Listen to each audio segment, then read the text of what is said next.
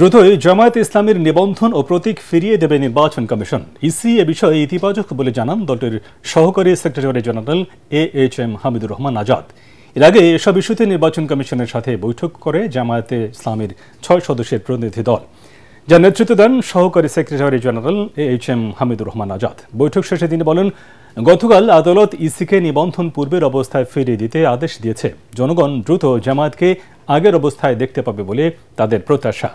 পাশাপাশি আদালতের আদেশ অনুযায়ী অনায়াসেই তাদের নির্ধারিত প্রতীক দাড়িপাল্লা ফেরত পাবেন বলেও আশাবাদ জানান দলের সহকারী সেক্রেটারি জেনারেল হামিদুর রহমান আজাদ।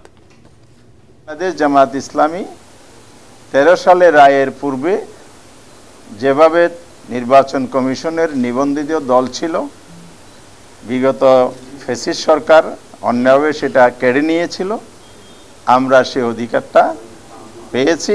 এই আদেশের মধ্য দিয়ে আদালত এখানে ন্যায় বিচারের পরিচয় দিয়েছে।